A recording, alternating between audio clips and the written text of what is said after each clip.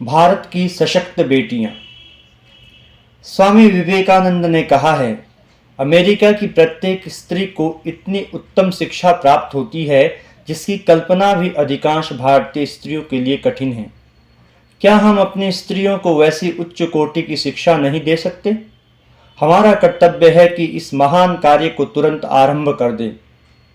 सर्वप्रथम स्त्री जाति को सुशिक्षित बनाओ, फिर वे स्वयं कहेंगी कि उन्हें किन सुधारों की आवश्यकता है। तुम्हें उनके प्रत्येक कार्य में हस्तक्षेप करने का क्या अधिकार है? आइए जानते हैं अटूट देश प्रेम तथा देश सेवा की भावना से ओतप्रोत देश के कल्याण तथा समाज सेवा के लिए तत्पर एवं समर्पित इल्मा अफरोज के बारे में। इल्मा अफरोज भारतीय पुलिस सेवा में पुलिस अधिकारी के रूप में कार्यरत हैं। वे एक किसान की बेटी हैं। वे आईपीएस के रूप में सेवा दे रही हैं। इल्मा अफरोज का जन्म उत्तर प्रदेश के मुरादाबाद के एक छोटे से कस्बे कुंदरकी में हुआ। इल्मा अफरोज के पिताजी एक छोटे किसान थे। वे जब मात्र 14 वर्ष की थीं, तब उनके पिता कैंसर के शिकार हो गए और उनका देहांत हो गया। इसके बाद पूरे परिवार का उत्तरदायित्व उनकी मां पर आ गया। पिता के देहांत के बाद परिवार की आर्थिक स्थिति बहुत खराब हो गई, जिससे इल्मा अफरोज और उनकी मां को खेतों में काम करना पड़ा। मां खेती से प्राप्त पैसों से परिवार की आर्थिक रूप से सहायता करती थीं। बेटी और 12 साल के पुत्र के पालन पोषण तथा देखभाल करने के लिए मां ने बहुत संघर्ष किया। इल्मा अफरोज को बचपन से ही पढ़ाई में रुचि थी। उनकी मां ने उनके अध्ययन में खूब सहायता की और उन्हें खूब पढ़ाया लिखाया। मुरादाबाद से स्कूली पढ़ाई पूरी करने के बाद इल्मा अफरोज ने दिल्ली के सेंट स्टीफन में प्रवेश लिया। वहां से उन्होंने फिलॉसफी में स्नातक की पढ़ाई पूरी की। सेंट स्टीफन में कॉलेज का अध्ययन काल उनके जीवन का सबसे महत्वपूर्ण काल था। वहां उन्होंने बहुत कुछ सीखा। अपनी कड़ी मेहनत के बल पर उन्हें ऑक्सफोर्ड यूनिवर्सिटी से स्कॉलरशिप मिली, लेकिन इल्मा के पास उस समय विदेश जाने के लिए टिकट के पैसे नहीं थे। तब उन्होंने गांव के चौधरी दादा से मदद ली थी और उन्होंने वहां से स्नातकोत्तर का अध्ययन किया। ऑक्सफोर्ड यूनिवर्सिटी में उन्हें स्कॉलरशिप तो मिल गई थी, लेकिन अपने बाकी खर्चों के लिए वे वहां ट्यूशन पढ़ाती थीं और बच्चों की देखभाल करती थी। उस बीच उनके गांव वाले उनकी मां से कहने लगे थे कि अब वह विदेश में ही रहेंगी और कभी भारत वापस नहीं आएंगी। स्वामी विवेकानंद जी ने कहा था, उन्नति के लिए सबसे पहले स्वाधीनता की आवश्यकता है। यदि तुम लोगों में से कोई यह कहने का साहस करे कि मैं अमुक स्त्री अथवा अमुक लड़के की मुक्ति के लिए काम करूंगा, तो यह अत्यंत अन्याय और भूल होगी। मुझसे बार बार पूछा जाता है कि सारी स्त्री जाति की उन्नति के उपाय के संबंध में आप क्या सोचते हैं। मैं इस प्रश्न का अंतिम उत्तर देता हूँ, क्या मैं स्त्री हूँ जो तुम बार बार मुझसे यही और ऐसा निरर्थक प्रश्न पूछते हो? स्त्री जाति के प्रश्न को हल करने के लिए आगे बढ़ने वाले तुम कौन हो? क्या तुम हर एक विधवा और हर एक स्त्री के भाग्य विधाता साक्षात भगवान हो? अलग हो जाओ, अपनी समस्याओं का समाधान वे स्वयं कर लेंगी। स्वदेश प्रेम। इल्मा अफरोज ने खेतों में काम करने से लेकर ऑक्सफोर्ड तक का सफ़र तय किया। पोस्ट ग्रेजुएशन करने के बाद इल्मा अफरोज एक वॉलेंटियर प्रोग्राम में शामिल होने के लिए न्यूयॉर्क गई थीं। वहां उन्हें फाइनेंशियल एस्टेट कंपनी में नौकरी का एक अच्छा सुअवसर मिला था, लेकिन वे अपनी शिक्षा के लिए अपनी मां और देश को अधिक महत्व देती हैं।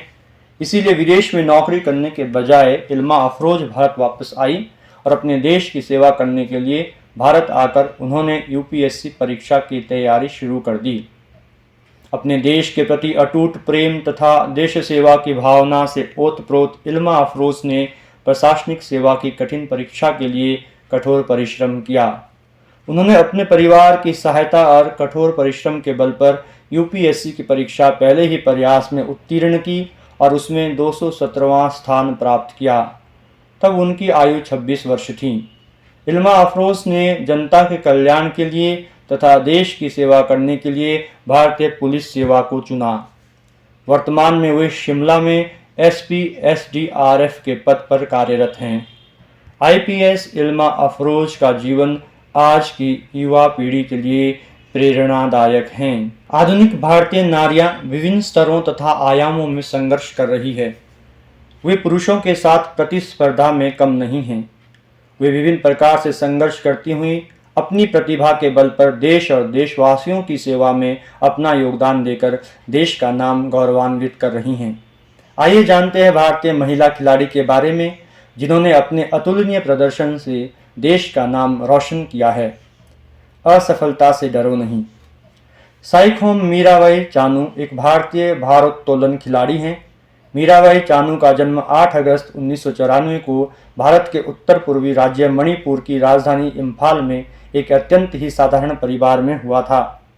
इनके पिता का नाम साइखोम कृति तथा माता साइखोम ओगम्बी टोम्बी लईमा हैं। पिता पीडब्ल्यूडी के कर्मचारी हैं एवं मां एक साधारण सी दुकान चलाती हैं। मीराबाई चानू ने 2016 में रियो ओलंपिक के लिए क्वालिफाई किया था, लेकिन इनके द्वारा किए गए वेट लिफ्ट को अस्वीकृत कर दिया गया था, जिससे वे रियो ओलंपिक से बाहर हो गई थीं और इनका ओलंपिक में पदक जीतने का सपना चकनाचूर हो गया था। चानू ओलंपिक के मंच से रोती हुई गई थीं। वे इस हार से काफ़ी टूट चुकी थीं, परंतु इस हार को जीत में बदलने के लिए चानू ने कठोर परिश्रम किया और सभी कठिनाइयों पर विजय पाते हुए मीराबाई चानू ने टोक्यो ओलंपिक में 49 किलोग्राम की कैटेगरी में सिल्वर मेडल जीतकर एक नया कीर्तिमान स्थापित कर अपने राष्ट्र को गौरवान्वित किया। मेडल जीतने के बाद मीराबाई चानू ने कहा कि मैं इसके लिए 5 वर्ष से प्रतीक्षा कर रही थी। हालांकि मैं गोल्ड मेडल तो नहीं जीत पाई, पर मेरे लिए सिल्वर मेडल जीतना भी एक उपलब्धि से कम नहीं है।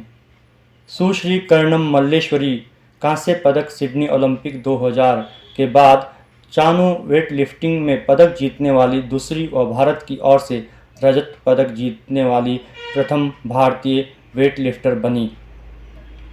भारत की प्रसिद्ध वेट लिफ्टर ने टोक्यो ओलंपिक 2021 के भारोत्तोलन खेल में भारत की ओर से प्रदर्शन करते हुए 49 किलोग्राम वर्ग में रजत पदक जीतकर अपने देश का नाम गौरवान्वित किया। यही नहीं, मीराबाई चानू ने इससे पहले कॉमनवेल्थ खेलों में गोल्ड मेडल जीते थे। 2021 के टोक्यो ओलंपिक खेलों में रजत पदक जीतने वाली वे प्रथम भारतीय महिला हैं। वर्ष 2022 में बर्मिंघम में हुए कॉमनवेल्थ गेम्स में मीराबाई चानू ने 49 किलोग्राम वेट लिफ्टिंग में 109 किलोग्राम वेट लिफ्टिंग कर गोल्ड मेडल अपने नाम किया। आधुनिक भारतीय नारियों के लिए शिक्षा के असीम अवसर विद्यमान हैं। हम देखते हैं कि आधुनिक भारतीय नारी आज इन अवसरों का उपयोग कर जीवन को सार्थक तथा स्वावलंबी बनाने में प्रयासरत हैं। आज भारतीय नारी सुशिक्षित होकर उन्नति के पथ पर अग्रसर हो रही हैं। देश के कल्याण के लिए, चाहे वह सामाजिक स्तर पर हो या शिक्षा के क्षेत्र में हो या विज्ञान के क्षेत्र में हो और खेल के क्षेत्र में हो, उनका योगदान अपरिहार्य है। वास्तव में मीराबाई चानू हम सबके लिए एक प्रेरणा स्रोत हैं।